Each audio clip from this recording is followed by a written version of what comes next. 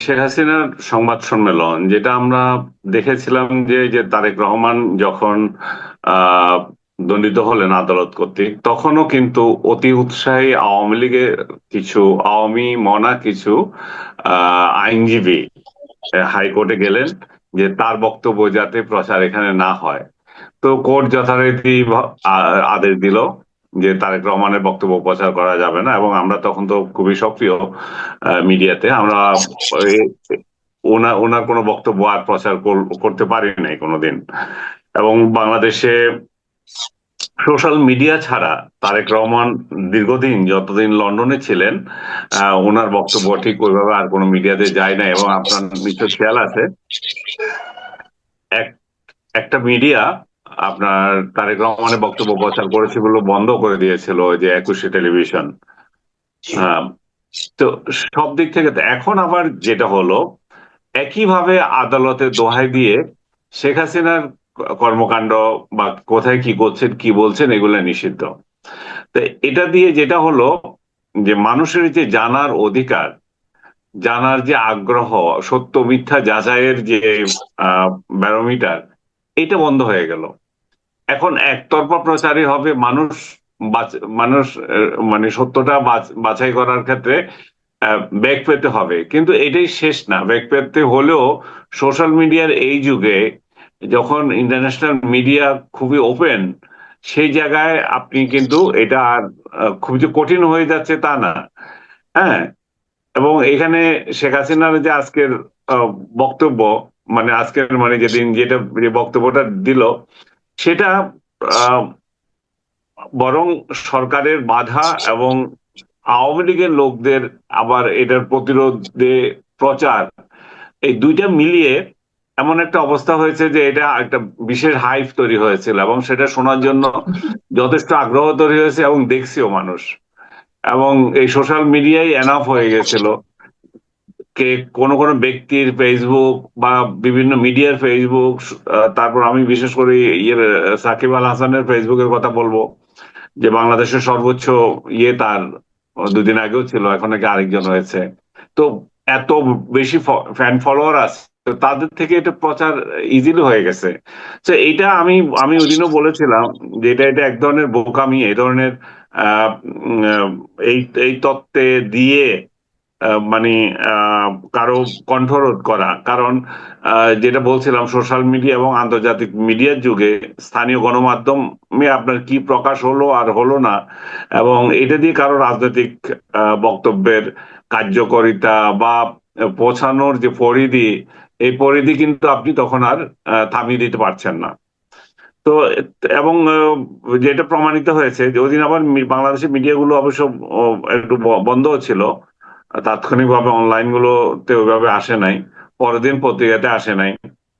এখন রেফারেন্স হিসাবে কোনো কোনো পত্রিকায় হয়তো বলতে পারে, আমি জানি না বলছে কিনা, বাট এটা একটা ন্যাক্কারজনক যে, এবং সরকার সরকারের তরফ থেকে এই ধরনের আদালতের আশ্রয় নিয়ে এটা করা, তাহলে মানে গণতান্ত্রিক সোসাইটি তো আর হলো না। যে শেখ হাসিনার যুগেই তো তাহলে বহাল থাকলো, এটা এটা দিয়ে আবার প্রমাণ হলো।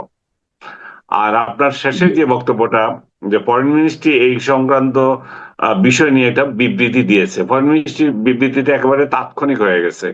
যে পাবলিক জানেই না, আপনি যেটা বললেন যে কি নিয়ে ঘটনা হ্যাঁ, হলো, আর ফরেন মিনিস্ট্রি বলতেছে যে শেখ হাসিনা বক্তৃতা দিয়েছে। পাবলিক জানে না মানে অফিসিয়ালি জানে না। তো এখন অফিসিয়ালি আপনি জানালেন যে শেখ হাসিনার বক্তব্য যথাযথ হয় না, এবং এটা আহ আহ, দ্বিপাক্ষিক সম্পর্কে কালো মেঘ প্রভাব পড়বে।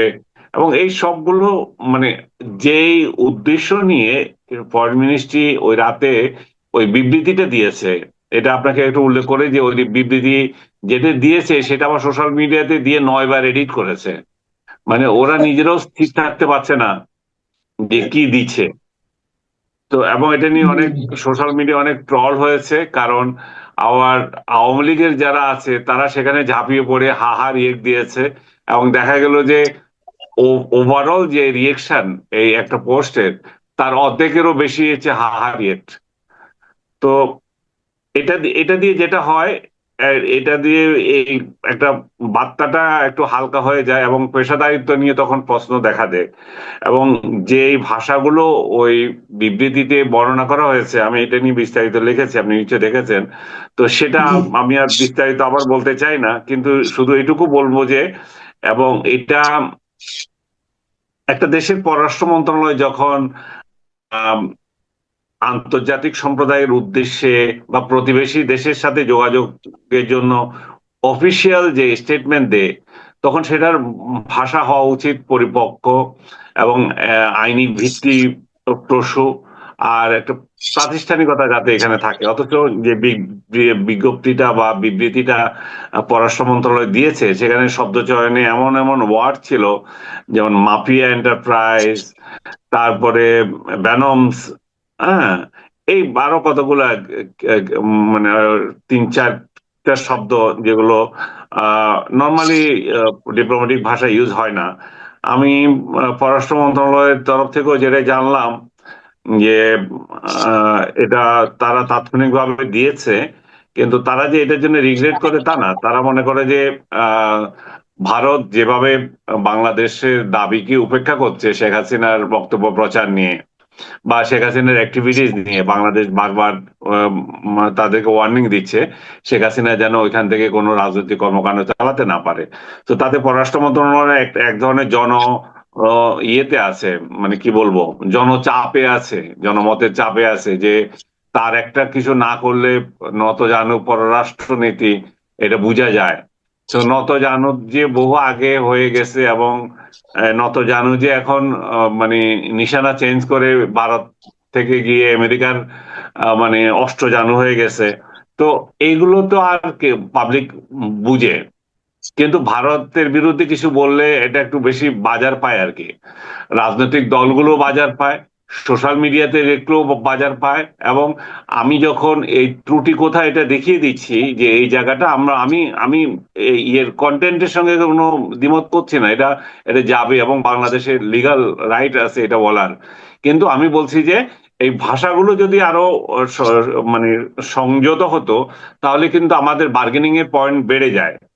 হ্যাঁ, এবং জি। আরেকটা বিষয় এখানে বলছে সার্বভৌমত্বের হুমকি, জাতীয় কথা বলছে সার্বভৌমত্বর বিষয়টা। এখানে সার্বভৌমত্বকে ইয়ে করার, সভরেনিটির উপর আঘাত, এমন কোনো বিষয় তো নাই। অথচ আপনি বলছেন সভরেনিটি অফ বাংলাদেশের উপর আপনার এটা বড় ধরনের আঘাত। তো আঘাত যখন হয় এই মানে এই এই এই এই ঘটনাগুলোতে তখন একটা দ্বিপাক্ষিক নোট ভার্বাল প্রচলিত হয়। এখন এরকম আমার পররাষ্ট্র মন্ত্রণালয়ে আমি একটা বিবৃতি দিয়ে দিলাম, সে আরেকটা বিবৃতি দিল, তা না, এটা তখন মোর ফর্মাল ওয়েতে এটার ইয়ে হয়। নতুবা তো এটা মাঠের বক্তৃতা হয়ে গেল। মাঠের বক্তৃতা আর বিবৃতি তো এক জিনিস না। তো এই জিনিসটা আমার মনে হলো যে একটু অদূরদর্শী কাজ হয়েছে বাংলাদেশে, এবং পেশাদার পররাষ্ট্রনীতির এখানে প্রতিফলিত হয় নাই। এবং আন্তর্জাতিক অঙ্গনে বাংলাদেশের সম্মান প্রতিষ্ঠার ক্ষেত্রে আমি যেটা বলবো, এগুলো দিয়ে সম্মান বাড়ে না। আরেকটা হচ্ছে যেটা শুরুতে বলছিলাম, দ্বিপাক্ষিক দর কষাকষির বাজারটা আপনার কমে যায়। জি। আচ্ছা, আমরা একটু, যেমন আজকে তো অগাস্টের 7 তারিখ, দুদিন আগেই 5 আগস্ট মানে পার হয়ে গেল আমাদের 24-এ সেই গণ আন্দোলনের দ্বিতীয় বর্ষ। এই দিন বেশ কিছু ঘটনা আমরা দেখেছি। একটা হলো আমাদের মুক্তিযুদ্ধ স্মৃতি জাদুঘরের উদ্বোধন হলো, এবং এখানে আমরা দেখলাম যে আমাদের তারেক রহমান প্রধানমন্ত্রী উনি গেলেন, তার সঙ্গে আমরা আহ ডক্টর ইউনূসকেও দেখতে পেলাম। এটা কেন ওনার সহযোগী হিসেবে থাকতে পারলেন, এটা নিয়ে আমার কিঞ্চিত আপত্তি আছে। আর দ্বিতীয়ত আরেকটা দিন দেখলাম যে মুক্তিযুদ্ধের আপনার জুলাই আন্দোলনের উপর একটা তথ্যচিত্র প্রচারিত হলো, যেটা নিয়ে নাকি ওখানে একটা কেলেঙ্কারি মতো হয়ে গেল, হইচই হয়ে গেল প্রেসিডেন্টের উপস্থিতিতে, বিদেশি ডেলিগেটরা ছিল তাদের উপস্থিতিতে। এটা একটা আমার কাছে মানে খুবই একটা ন্যাক্কারজনক ঘটনা মনে হয়েছে। এই দুটো ঘটনাই আপনার একটু মূল্যায়নটা শুনতে চাই।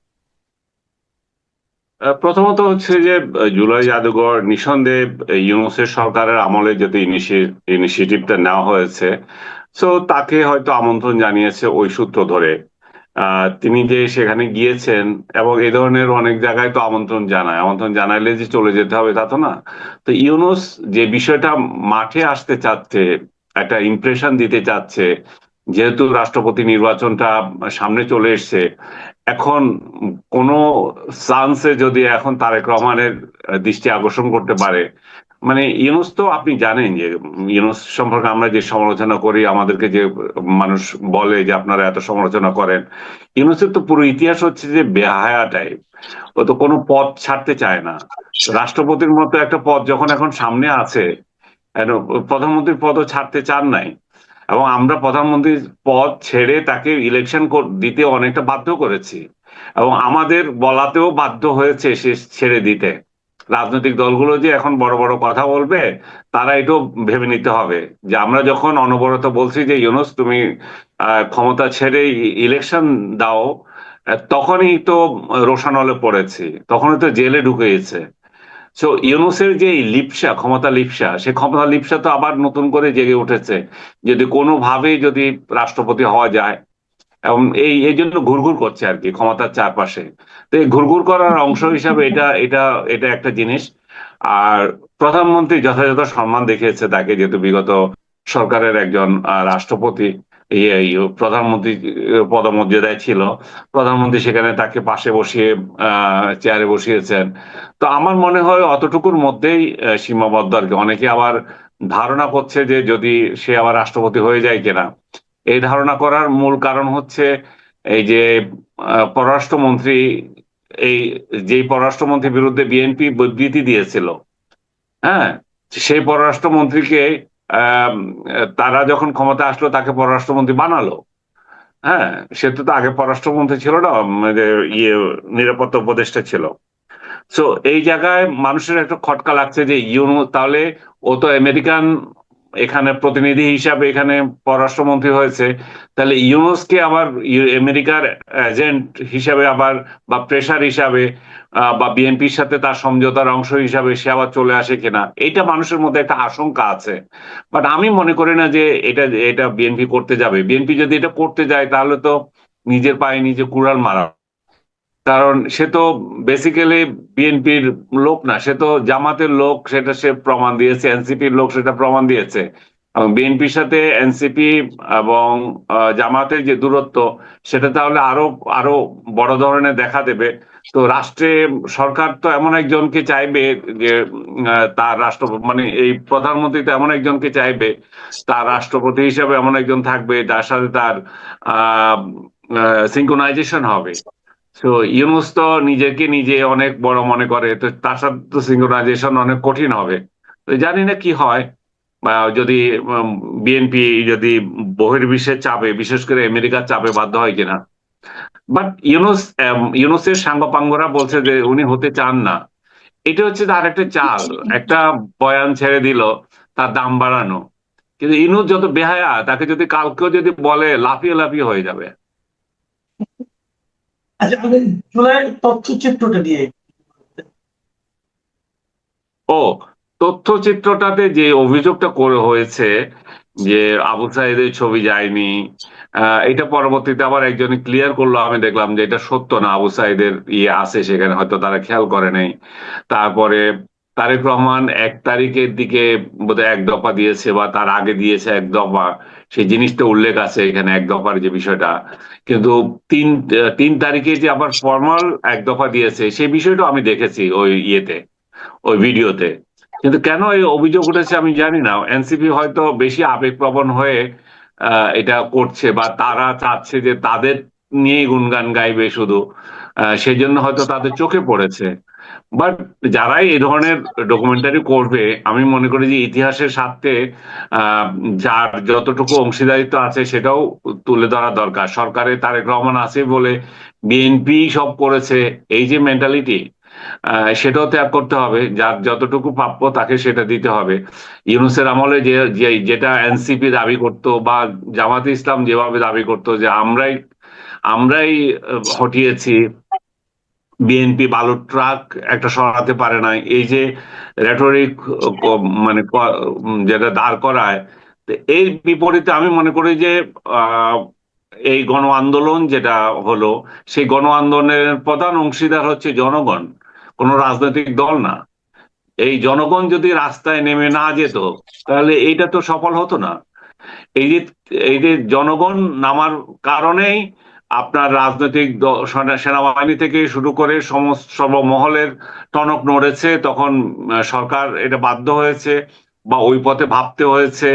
বিশেষ করে 3 তারিখে শহীদ মিনারে যাওয়ার আগে, যে আগে পরে যে সমস্ত, 3 তারিখের পরে তার কিছু হয় নাই, 3 তারিখের পরে পুরোটাই শান্ত।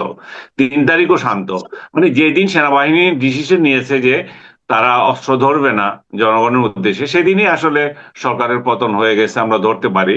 এবং তখন এই সুবিধাবাদী লোকগুলা যে যেখানে ছিল, যে আমি একটা বিজ্ঞাপন ব্যবসায়ীর কথা বলবো, যে বিজ্ঞাপন ব্যবসা করে, এখন সাংবাদিক পরিচয় দেয়, যে বান্ধবী নিয়ে যাই শহীদ মিনারে দাঁড়িয়ে গেল, ছবি একটা তুললো, তারপরে হয়ে গেল বিপ্লবী হয়ে গেল।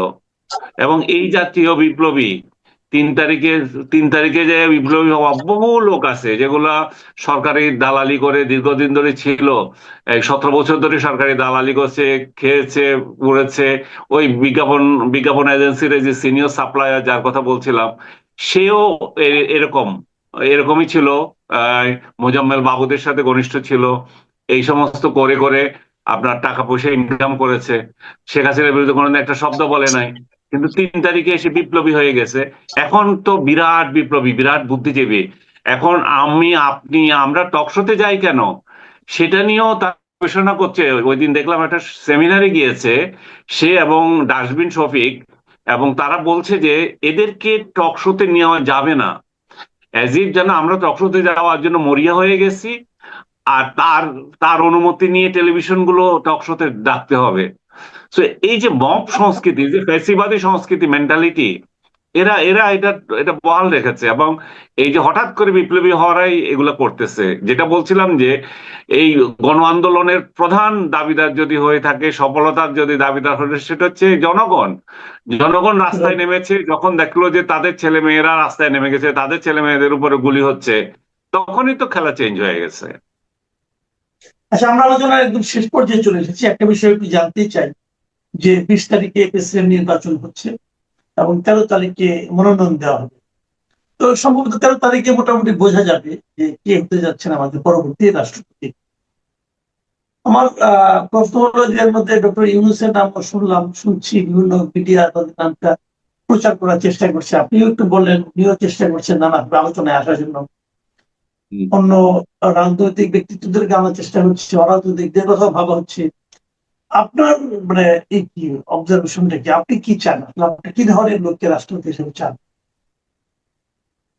আমি আমার চাওয়াটা, তো আমি মনে করি যে যারা বিএনপি রাজনীতি করছে, এরা বিএনপির ভূমিপুত্র, তাদের অধিকার আছে এই যে রাষ্ট্রের সর্বোচ্চ একটা পদে যাওয়ার। ইউনূসের মতো বাটপার, বেহায়া, এদেরকে এনে কেন আবর্জনা তৈরি করবে যে রাষ্ট্রীয় প্রতিষ্ঠানে? তো বিএনপি যারা করেছে, বিএনপির দক্ষ লোকের অভাব তো নাই। বিএনপি তার নিজস্ব লোক এখানে চুজ করতে পারে, যেখানে দলের নীতি আদর্শ প্রতিফলিত হবে। আর সবচেয়ে বড় বিষয়, রাজনীতি না করলে, এটা এটা আমাদের যারা সিলেকশনে আছে তাদের ভাবা উচিত। রাজনীতি না করলে, জনগণের সাথে না মিশলে, এই জনগণের দুঃখ দুর্দশা কেউ বুঝবে না। এগুলো আমরা বলেন, অমুক বলেন, আমরা যে ব্যর্থ হয় তা বলছি না, কিন্তু জনগণের কাছাকাছি যাওয়া, জনগণের দরদ বোঝা, এটাতে রাজনীতি না করলে কেউ এটা আয়ত্ত করতে পারেনি। ইনহেরিট করতে হবে রাজনীতি দিয়ে, মাঠ দিয়ে। তো সেক্ষেত্রে বিএনপি যে 2-3 জনের নাম আছে, মির্জা ফখরুল সাহেবের নাম আছে, তারপরে বর্তমান যিনি ভারপ্রাপ্ত প্রেসিডেন্ট, ওনার নাম আসছে, তারপরে মঈন খানের নাম আসছে। আমার ব্যক্তিগতভাবে মঈন খানকে অনেক পছন্দ, কারণ এত নম্র, ভদ্র, শিক্ষিত, উচ্চ শিক্ষিত, ফ্যামিলি ব্যাকগ্রাউন্ড যেমন ওনার খুব হাইলি মানে রিপোর্টেড। তারপরে ইন্টারন্যাশনাল লবিতে ওনার পরিচিতি আছে। আমরা যখন ওয়ার্কিং জার্নালিস্ট ছিলাম, উনি তখন দেখতাম যে বিএনপির ইন্টারন্যাশনাল অঙ্গনটা উনি মেনটেন করতেন। তারপরে আহ উচ্চশিক্ষিত, যেটা বললাম, ঢাকা ইউনিভার্সিটির মতো প্রতিষ্ঠানে উনি শিক্ষকতা করেছেন। তো আমার মনে হয়, এবং রাজনীতির জন্য ওনার কন্ট্রিবিউশন আছে। তারপরে মির্জা ফখরুলের কন্ট্রিবিউশন আছে। এই দলটাতে উনি জেনারেল সেক্রেটারি হিসাবে একটা দীর্ঘদিন থেকে ভারপ্রাপ্ত থেকে জেনারেল সেক্রেটারি হয়েছেন, সেটাও অনেক কষ্টে। তো তার উপরও মানুষের আস্থা আছে, ভদ্র ব্যক্তি হিসাবে আছেন। আর বর্তমান যিনি আছেন আহ স্পিকার সাহেব, ওনারও রেপুটেশন আছে, 9 বার নিজের এলাকা থেকে নির্বাচিত হয়ে এসেছেন। আমার মনে হয় যে এদের তিনজনই বেস্ট চয়েস, তিনজনেই বেটার। বাট আমি ব্যক্তিগতভাবে মঈন খানকে বেশি পছন্দ করি। যে আমার মনে হয় যেন রাষ্ট্রের এমন একটা পোস্ট, যেখানে একটা মর্যাদাপূর্ণ পোস্ট, যেখানে একটা চেয়ারের একটা মানানসই যে বিষয়টা দাঁড়ায়, আমার চোখে উনাকে বেটার মনে হয়। জি, অনেক ধন্যবাদ। আমি নিজেও এই ব্যাপারে একটু বলতে চাই, প্রিয় দর্শক, আমারও একটা অভিমত আছে। আমি একটা জিনিস সবসময় চাই যে রাষ্ট্রের সর্বোচ্চ এই পদে এমন কাউকে দিন যাকে কেন্দ্র করে পরবর্তী সময়ে কোনো স্ক্যান্ডাল, কোনো দুর্নীতি, এই ধরনের কোনো অভিযোগ না ওঠে, এবং দুর্নীতি মুক্ত ব্যক্তিকে দেওয়ার চেষ্টা করুন, এবং সেই সঙ্গে যদি শিক্ষিত হয় সেটা বাড়তেও না। জনাব আনিস আলমকে যে তিনজনের নাম বললেন, এই তিনজনেই যথেষ্ট শিক্ষিত। এবং কিন্তু এবারের সংঘর্ষগুলো বেশ অ্যালার্মিং মনে হচ্ছে। আহ এবং পাশাপাশি অন্যদিকে তো আরেকটি আশঙ্কা আছে আওয়ামী লীগকে নিয়ে। তারা কি করতে চায় বা কি করবে, সরকারের মধ্যে এক ধরনের উৎকণ্ঠা আছে, এটুকু বোঝা যাচ্ছে। সব মিলিয়ে আসলে কোন দিকে যাচ্ছে? ধন্যবাদ।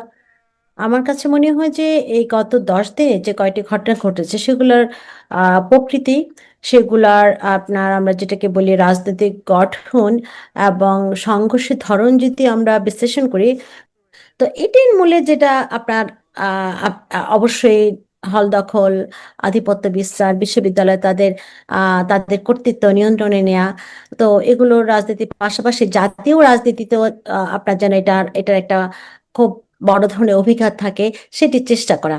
এখন আপাতত তাহলে কি মনে হচ্ছে যে বিএনপি এবং আহ জামাত ইসলামকে মুখোমুখি হচ্ছে, ছাত্রদল এবং ছাত্র শিবির কি আসলে এই মুখোমুখি সংঘর্ষের ধারা কি আসলে খুব দীর্ঘস্থায়ী হতে পারে? দেখুন, আদর্শিকভাবে বিএনপি এবং জামাতে ইসলামের খুব বেশি ফারাক তারা নেই, ঐতিহাসিকভাবেই নেই। তারা জি, সবসময় একটা জোটভুক্ত ছিল, তারা সবসময় আদর্শিক পাটাতনে ছিল। এবং খুবই ইন্টারেস্টিংলি যে হলো যে আমরা যে বরাবর বলা হচ্ছে যে গণঅভ্যুত্থানের ঐক্য নষ্ট হয়ে যাচ্ছে, গণঅভ্যুত্থানের ঐক্য আসলে কোথায় ছিল? গণঅভ্যুত্থানের ঐক্য একটা জায়গায় ছিল, সেটা হলো আওয়ামী লীগ নিষিদ্ধ করা, আওয়ামী লীগকে রাজনীতি করতে না দেয়া এবং আওয়ামী লীগের একেবারে নিশ্চিহ্ন করে দেয়া। বা এর পাশাপাশি আমরা দেখেছি যে মুক্তিযুদ্ধ কেন্দ্রিক বিষয়গুলো সামনে এসেছে, যেখানে বিএনপি কিন্তু আপনার নির্বাচনী আবহাওয়ায় মুক্তিযুদ্ধকে ব্যবহার করলে পরবর্তীতে আমরা দেখেছি যে 7ই মার্চকে আপনার বাদ দেওয়া ঐতিহাসিকভাবে, এবং বিভিন্ন ঐতিহাসিক দিনকে বাদ করেছে। সুতরাং বিএনপি এখন পর্যন্ত যে মুক্তিযুদ্ধকে খুব বেশি ওন করে আগাচ্ছে তা কিন্তু নয়। সেজন্য আদর্শিক যোগ থেকে আপনার বিএনপি এবং জামাতে ইসলামী খুব কাছাকাছি রাজনৈতিক দল। সে জায়গা থেকে শুধুমাত্র আমি মনে করি যে ক্যাম্পাস দখলের ক্ষেত্রে হয়তো ছাত্রদল, ছাত্র শিবির অ্যাপারেন্টলি সংঘর্ষ মুখোমুখি হলেও আমার কাছে মনে হয় তাদের একটা নেগোশিয়েটেড পলিটিক্সের একটা সম্ভাবনা আছে, যেটাকে আমরা বলছি এক ধরনের দিন দরবারমূলক বোঝাপড়ার রাজনীতি ক্যাম্পাসগুলোতে থাকতে পারে। এবং সেটা যদি ছাত্রদল কর্তৃত্ব নেয়, ছাত্র সাংসদ হিসেবে যেহেতু শিবির থাকবে, তারা বিভিন্ন হল তারা নিজেদের মধ্যে ভাগ বটরা করে আধিপত্য করতে পারে, এবং সেটি হতে এই সংঘর্ষের মূল জায়গা, এবং তারা সেটি চাচ্ছে। মানে তার মানে আমরা আহ, এই প্রশ্নটি যদি আপনার কাছে করি যে এটি ফর দ্য টাইম বিং, মানে নিজেদের মধ্যে আধিপত্য বিস্তারের লড়াইয়ে তারা মুখোমুখি হচ্ছে, কিন্তু যদি আওয়ামী লীগ ফিরে আসে তাহলে তারা আদর্শিক জায়গা থেকে আবার এক হয়ে যাবে, বিষয়টি এরকম? হ্যাঁ, কারণ এই যে 24-এর ঐক্যের একটা মূল জায়গা হলো আওয়ামী লীগকে নিষিদ্ধ করা, আওয়ামী লীগকে রাজনীতিতে না নিয়ে আসা, আওয়ামী লীগ বিরোধিতা, এবং কখনো কখনো এই আওয়ামী লীগ বিরোধিতা 71-এর বিরোধিতার পর্যায়ে গিয়ে ঠেকে।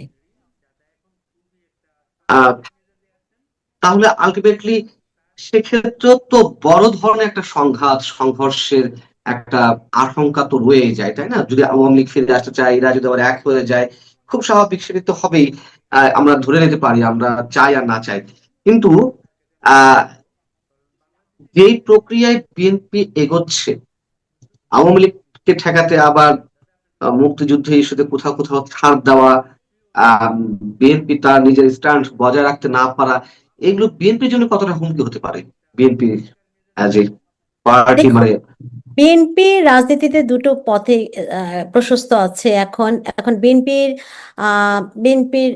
নেতৃত্ব কোন ধারায় এগোবে সেটি এখন তাদেরকে বুঝে নিতে হবে, জুঝে নিতে হবে, এবং তাদেরকে স্পষ্টই জানাতে হবে। একটি হলো যে ধরেন আহ, বাংলাদেশের রাজনীতিতে দুটো মুক্তিযুদ্ধের পক্ষে দল, আওয়ামী লীগ এবং বিএনপি, এবং দুটোই কম বেশি মুক্তিযুদ্ধকে এক ধরনের রাজনীতিতে ব্যবহার করেছে। তো সেই জায়গা থেকে জামাত স্পষ্টতই মুক্তিযুদ্ধের বিরোধী দল, এ বিষয়ে কারো কোনো অবকাশ নেই। সুতরাং এখন কে আপনার স্থায়ী করা এবং ক্ষমতার কর্তৃত্ব বা আধিপত্যকে বিস্তার করার ক্ষেত্রে যদি বিএনপি মনে করে তাদের জন্য জামায়াত হলো মিট মিট করা আপনার এক ধরনের স্বস্তিদায়ক বিরোধী দল, সেখানে এবং বিরোধী দলের ভূমিকা হবে যে এক ধরন মানে আপনার যে সরকারি দলকে সমর্থন করে বিরোধিতা করা, তাহলে বিএনপির জন্য সেই জামাতকে সাপোর্ট দেয়, তাদের ক্ষমতাকে টিকে রাখার জন্য স্বস্তিদায়ক তারা মনে করতে পারে। কিন্তু এখানে এখানে স্পষ্টতই যে সমস্যাটা বাংলাদেশের রাজনীতিতে আছে, যেটি বারবার বিভিন্ন গবেষক এবং রাজনৈতিক বিশ্লেষকরা অনেক জায়গায় এটিকে পৃথিবীর অন্যান্য দেশে যেভাবে এ ধরনের অভ্যুত্থান হয়েছে সেটিকে গুলিয়ে ফেলেন বা মিলিয়ে ফেলার চেষ্টা করেন, সেটি হলো বাংলাদেশের ইতিহাসের একটা সর্বোচ্চ গ্রহণযোগ্যতা। বাংলাদেশের মানুষ কিন্তু আহ জামাতকে এখনো কিন্তু সেভাবে গ্রহণ করে না, এবং সেটার একটা বড় জায়গা হলো বাংলাদেশের অস্তিত্বের জায়গাটি 1971 সালের মুক্তিযুদ্ধ। তো সেক্ষেত্রে এখন বিএনপি যদি মনে করে যে তাদের বাংলাদেশের মানুষকে নিয়েই তাদের রাজনীতি করতে হবে, তাদের টিকে থাকতে হবে, তাদের রাজনৈতিক দল হিসেবে এই দেশে রাজনীতি করতে হবে, তাহলে তাদেরকে আসলে মুক্তিযুদ্ধের কেই বেছে নিতে হবে।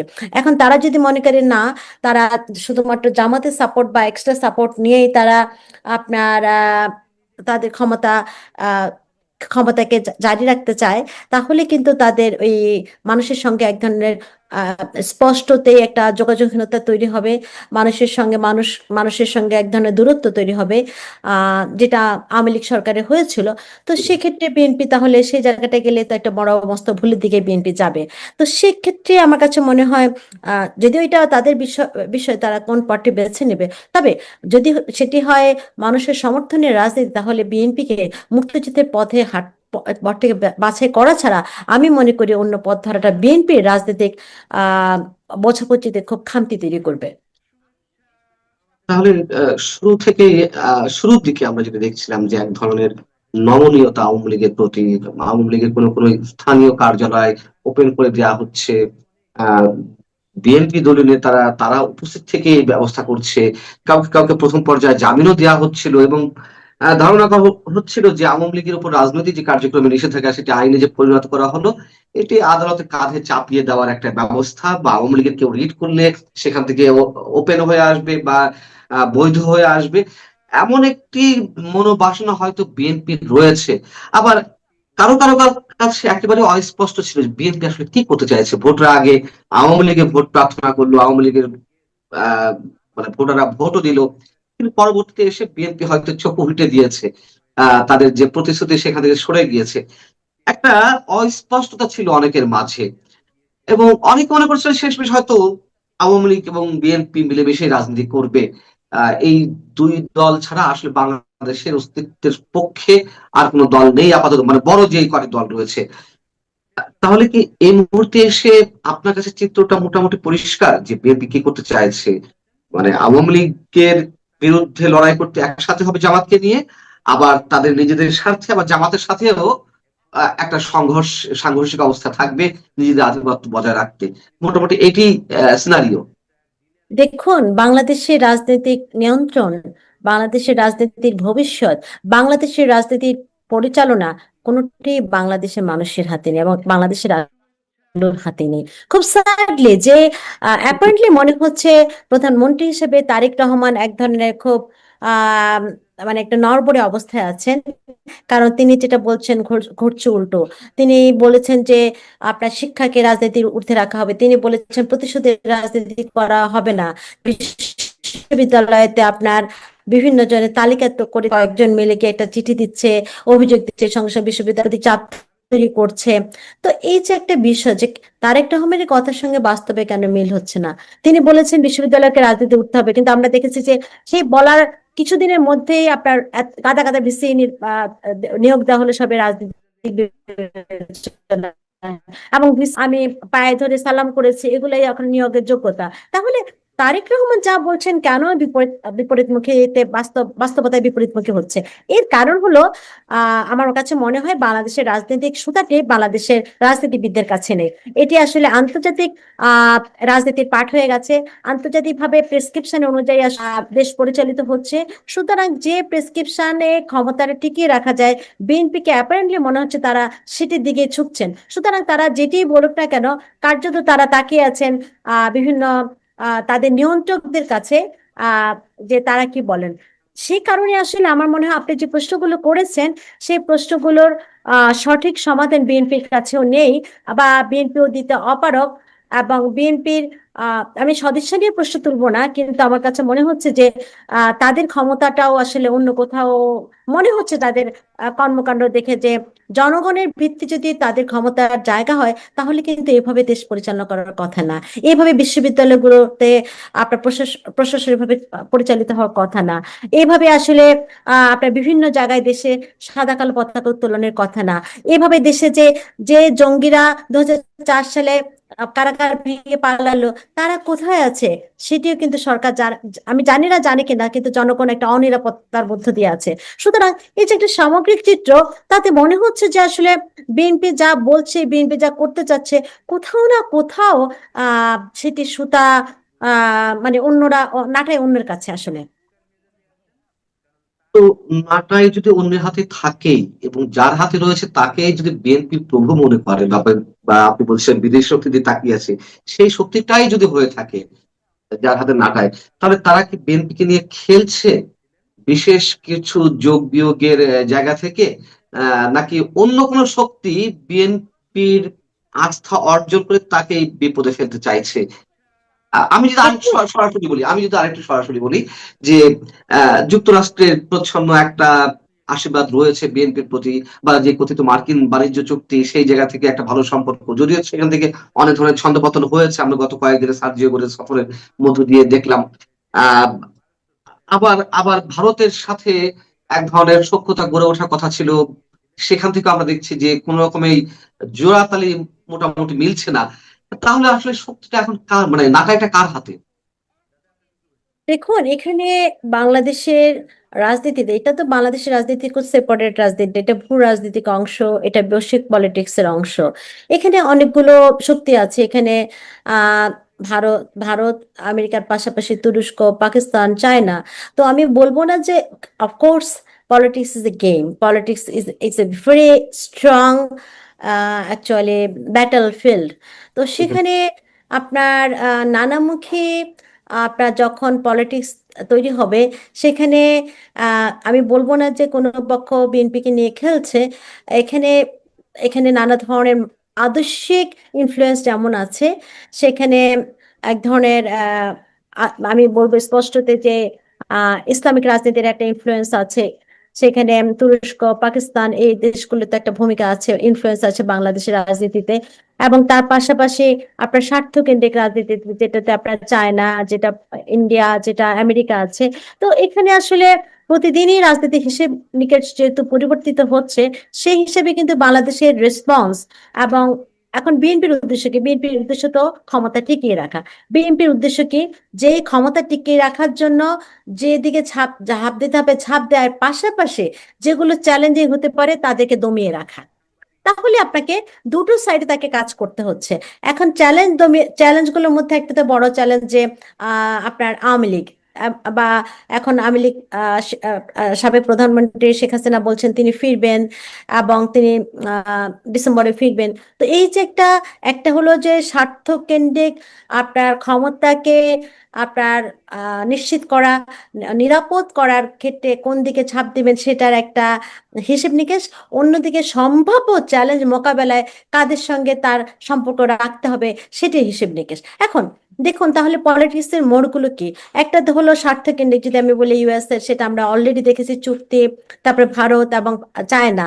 অন্যদিকে আপনার ইসলামিক শক্তিগুলো যদি দেখেন, পাকিস্তান এবং তুরস্কের এক ধরনের বড় ধরনের ইন্টারফেয়ার। 3 নাম্বার, বাংলাদেশের রাজনীতিতে জামাতে ইসলামী এবং এনসিপি, তারাও তো একটা বড় হুমকি, একটা চাপে রাখছে বিএনপিকে, যে শেখ হাসিনার আপনার যে সম্ভাব্য যে বলছে তিনি আসবেন এগুলোকে নিয়ে। সুতরাং বিএনপিকে আসলে আমি মনে করছি যে তাদেরকে বিভিন্নভাবে কিন্তু এই বিষয়গুলোকে মোকাবেলা করতে হচ্ছে, সতর্ক থাকতে হচ্ছে।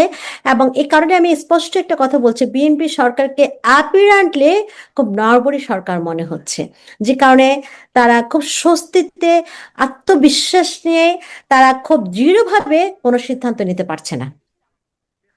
এবং সেই নড়বড়ের জায়গাটা যদি আরো বেশি নড়বড় হয়ে থাকে, আমি সরাসরি প্রশ্ন করতে চাচ্ছি আপনাকে, আহ মানে সরকার পতনের কোনো সম্ভাবনা আছে? সেটি বিদেশি শক্তি খেলাই হোক বা অভ্যন্তরীণ রাজনীতির মধ্য দিয়ে একটা তুমুল আন্দোলন গড়ে ওঠার সম্ভাবনা থেকে হোক, তেমন কোনো সম্ভাবনা কি আছে? বা অর্থাৎ রিজিম চেঞ্জ হওয়ার কোনো সম্ভাবনা আছে কিনা? এখন এই মুহূর্তে আমার কাছে মনে হয় না, অনেকগুলো কারণে। একটি হলো যে আহ পরপরে খুব অল্প সময়ে মানুষকে রাস্তায় সেই পরিমাণ অ্যাগোনি নিয়ে, ক্ষোভ ক্রোধ নিয়ে মানুষ রাস্তায় নামবে, এটি আপনার সম্ভাবনা কম। অনেকগুলো কারণ। একটি হলো যে 24 নিয়ে নানা রকম ইন্টারপ্রিটেশন আছে। 24 নিয়ে নানা রকমের মানুষের আমরা যেটাকে বলে রিভিসিট, সেটার একটা প্রবণতা আছে। দ্বিতীয়ত হলো যে মানুষের সব দিক থেকে, আপনি গ্যাস বলেন, বিশেষ করে গ্রামে তো একেবারে বিদ্যুৎ থাকছে না। আর গ্যাস আপনার ঢাকা শহরে, মফস্বলে গ্যাস নেই কোথাও। কিন্তু মানুষ কিন্তু খুব অসন্তুষ্ট, খুব খারাপ অবস্থায় আছে। এমনকি আপনার দ্রব্যমূল্যের আহ অবস্থায় এখন দ্রব্যমূল্য আছে, সেগুলো মানুষকে প্রতিদিনকার জীবনে নানামুখী অভিজ্ঞতার দিকে নিয়ে যাচ্ছে। মানুষ বিরক্ত, মানুষ মানে এক ধরনের ক্রোধ আছে, কিন্তু মানুষের আবার সেই শক্তি নিয়ে আন্দোলনে নামানো ভয় আছে। কারণ 2024 আমাদের নানামুখী অভিজ্ঞতা দিয়েছে, বিষয়টা কিন্তু একক অভিজ্ঞতা না। সুতরাং আপনার এটা একটা। দ্বিতীয়ত হলো, আমি যেটা আবার বলবো, এখন কার নেতৃত্বে মানুষ নামবে, কার কোন প্ল্যাটফর্মে নামবে, সেটাও একটি গুরুত্বপূর্ণ প্রশ্ন। 3 নাম্বার হলো যে ধরেন বিএনপি বিএনপিরও এখন পর্যন্ত বিএনপির মিত্রই বেশি রাজনীতিতে।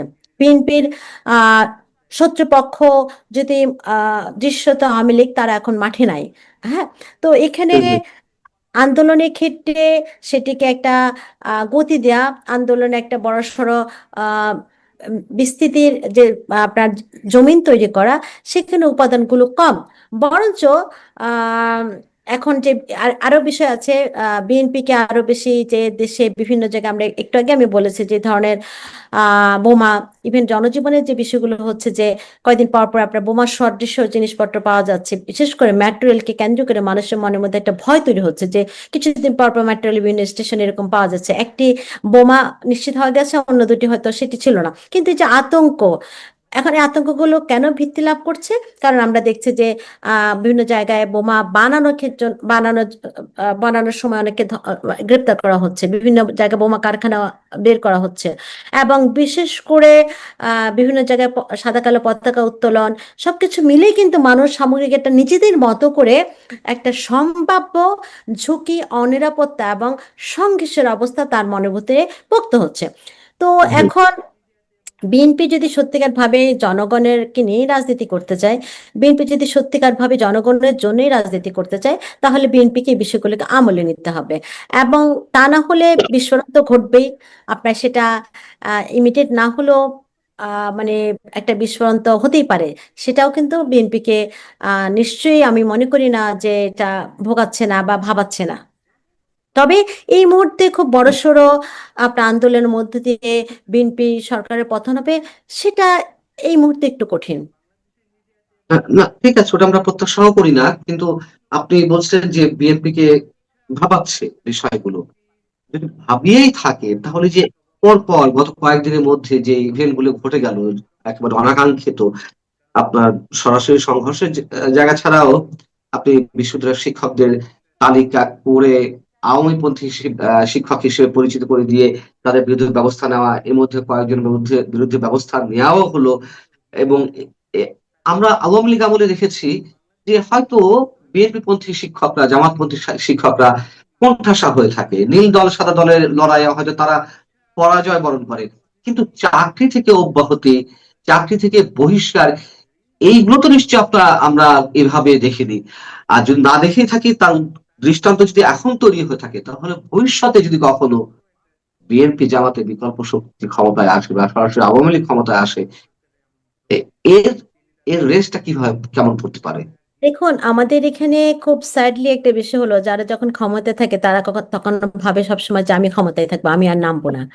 যে কারণে আসলে তারা যথেচ্ছভাবে ক্ষমতাকে ব্যবহার করে। কিন্তু প্রতিহিংসা রাজনীতির যে পরিমাণ ডালাপালা বাড়ছে, সেরকম যদি বিএনপি সরকারের পতন হয়, অন্য কোনো দল ক্ষমতায় আসে, বিশেষ করে আপনার বিএনপি বিরোধী, তখন কিন্তু ইচ্ছে আরো ভয়াবহ পরিণত হতে পারে। কিন্তু যে তখন বলবে যে বিএনপি তো এরকম করেছে। তো আমার কাছে মনে হয় যে এই বিষয়গুলো যখন যারা ক্ষমতায় থাকে তারা কখনোই ভাবে না। এটি একটা আমাদের রাজনীতির সবচেয়ে বড় ভয়ঙ্কর সত্য এবং বাস্তবতা, এবং যার খেসারত পরবর্তীতে কিন্তু দিতে হয়, এবং এটার ভুক্তভোগী আসলে সকলেই, শুধুমাত্র যারা সরাসরি শিকার হচ্ছেন তা না। এই যে বিশ্ববিদ্যালয়ের কোনটি সিচুয়েশন, সেখানে তো সবাই এটার ভুক্তভোগী আসলে হচ্ছেন। আমার মূল যেই জায়গাটিতে প্রশ্ন ছিল সেটা হচ্ছে যে আপনি বলছেন যে বিএনপি হয়তো উপলব্ধি করছে যে তাদের অবস্থা নড়বড়ে। যদি উপলব্ধি করেই থাকে, তাহলে যে এক্সাম্পল গুলো দিলাম, যে অসঙ্গতি গুলো চলছে, যে সাংঘর্ষিক যে পরিস্থিতি, নানান ধরনের সংকট, আহ, কেন সেইগুলো, সেই সব জায়গা থেকে বিএনপি সতর্ক হচ্ছে না? কেন এইসবের জায়গা গুলোতে মানে রাশ টেনে ধরতে পারছে না? এবং চাঁদাবাজি, সন্ত্রাসী কর্মকাণ্ড, অভ্যন্তরীণ পর্যায়ে গ্রুপিং, সেটা না হয় যাক, এ, চাঁদাবাজি, সন্ত্রাসী কর্মকাণ্ড, এগুলো তো কমেনি, এগুলো সমান্তরালে চলছে। তাহলে বিএনপি আসলে উপলব্ধি যদি করেই থাকে, লাভটা কি?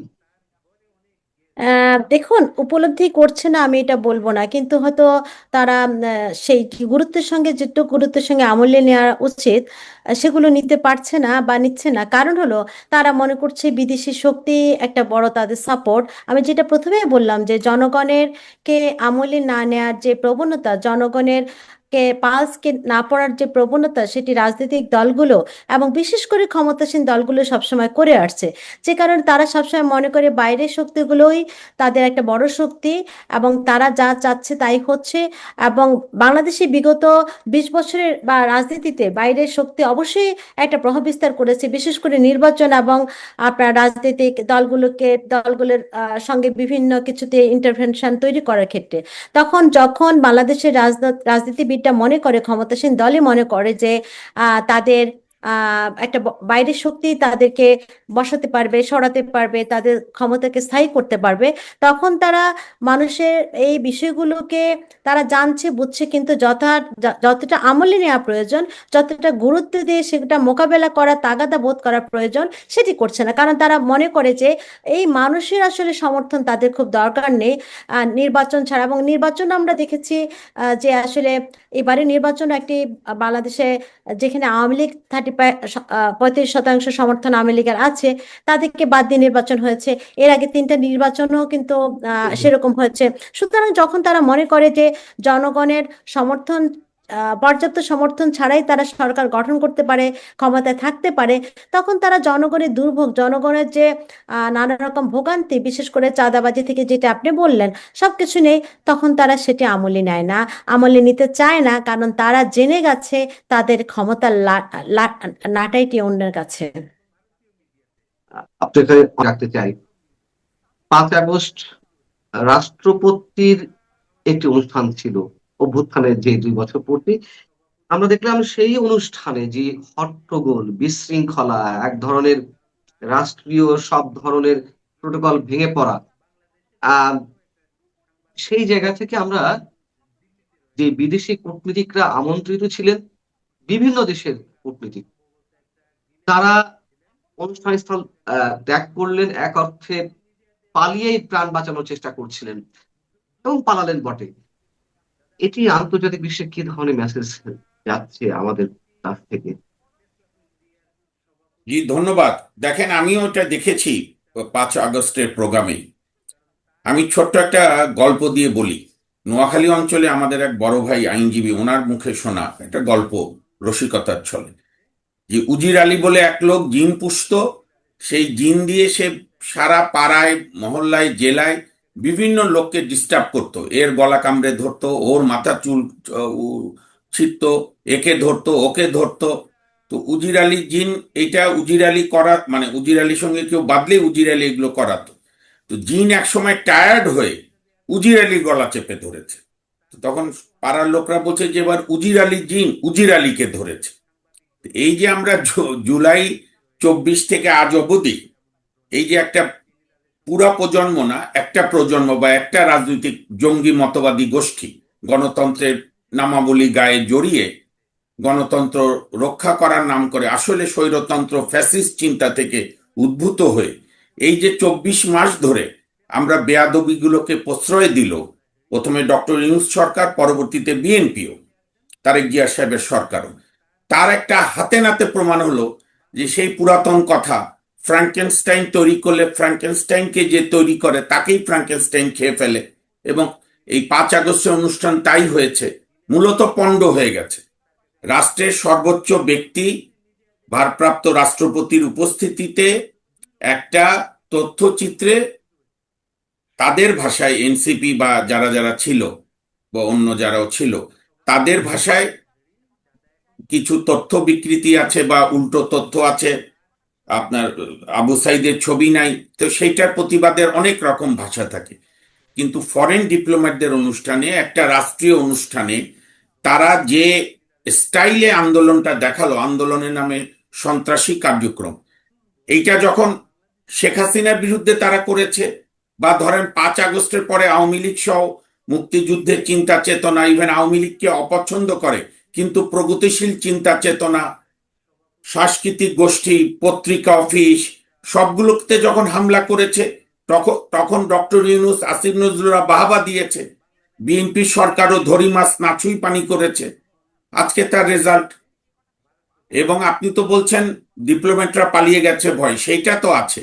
আমি তো অনুষ্ঠানটা পরে বিভিন্ন চ্যানেলে দেখলাম, রাষ্ট্রপতির পিছনে এক সময় গিয়ে ওই ওনার এসএসএফ এর বোধহয় আর্মির অফিসাররা ঘিরে ধরলো, এবং অনুষ্ঠান এই উত্তেজনা এবং হটকারিতা চলাকালেই সালাউদ্দিন সাহেবের সামনে এসে পুলিশের এক উচ্চপদস্থ নাকি সেনাবাহিনী, আমি ড্রেস দেখেও বোঝা যায় না, উনি ভদ্রলোক হতাশ হয়ে বলছিল যে আমরা কি তাহলে চলে যাব রাষ্ট্রপতিকে নিয়ে, অথবা এরকম ডিপ্লোম্যাট দিন, এরকম জাতীয়, মানে উনি উদ্বেগ, মানে উদ্বেগ, উৎকণ্ঠা।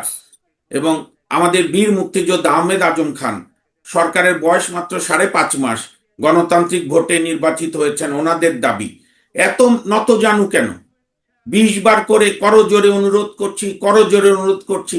তার চেয়ে আমি বলবো মুক্তিযোদ্ধার পুত্র ইশরাক হোসেন আবেগে ঠিকই বলেছে যে আপনারা কি এখানে জাহির করতে এসছেন না কি করছেন?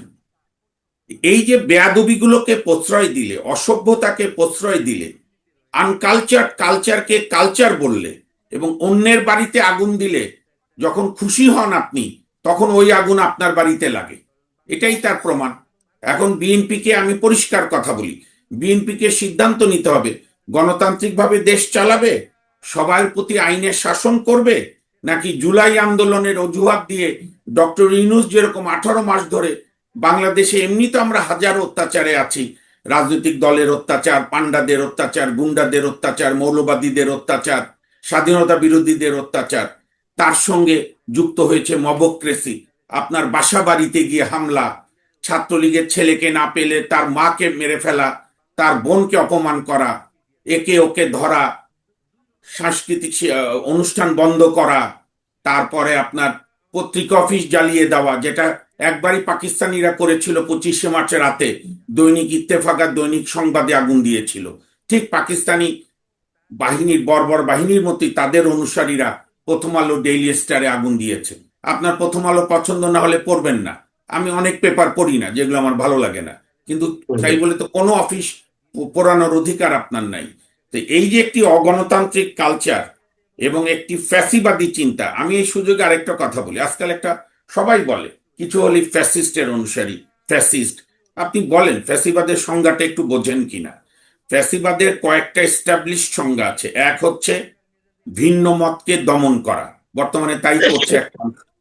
নাম্বার 2, আজ্ঞাবহ বিচার ব্যবস্থা, দালাল মিডিয়া, কৃত্রিম শত্রু সৃষ্টি করা, একটা জাতিগোষ্ঠী বা একটা রাজনৈতিক মতবাদকে টার্গেট করে তাকে হত্যা করা, সামাজিকভাবে নাজেহাল করা, আর লার্জার দ্যান লাইফ, অর্থাৎ একটা ব্যক্তিই সব অথবা একটা আদর্শই সব।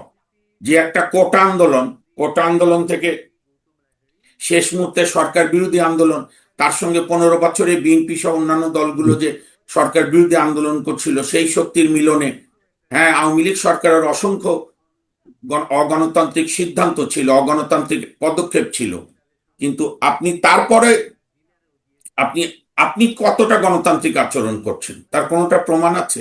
বিশেষ করে এই যে জুলাই আন্দোলনের দোহাই দিয়ে, এখন তো জুলাই যোদ্ধা বললে সব মাপ, আর জুলাই যোদ্ধা বা কি টার্ম, সব মিলিয়ে পুরো ব্যবস্থা আজকে একটা অগণতান্ত্রিক এবং স্বৈরতন্ত্র এবং ফ্যাসিবাদের দিকে ধাবিত, ইংলিশে বলে প্রন টু ফ্যাসিজমের দিকে যাচ্ছে। এটা আমাদের খুব উদ্বেগের বিষয়। এবং রাষ্ট্রপতির অনুষ্ঠানে যে অসভ্যতা হয়েছে, বিএনপিকে এখন রাজনৈতিক সিদ্ধান্ত নিতে হবে যে এই বেয়াদবকে আর কতটা প্রশ্রয় তারা দেবে। এখন কি তাদের প্রয়োজনীয় প্রশ্রয়টা দিচ্ছে? যেমন ইউনূস দিয়েছিল, আমরা দেখলাম যে বঙ্গভবনে যখন সাবেক রাষ্ট্রপতি শাহাবুদ্দিন সাহেব ছিলেন তখনও বঙ্গভবন আক্রমণের মুহুর্মুহু প্রচেষ্টা, বঙ্গভবনের আশপাশে ককটেল বিস্ফোরণ, অনেক কিছু তো আমরা দেখেছি। মানে সেনাবাহিনীর সঙ্গে সংঘাত, সেনা সদস্যদের আহত হওয়া, এবং ভারপ্রাপ্ত রাষ্ট্রপতি হাফিজুদ্দিন সাহেব তিনি এই মন্তব্য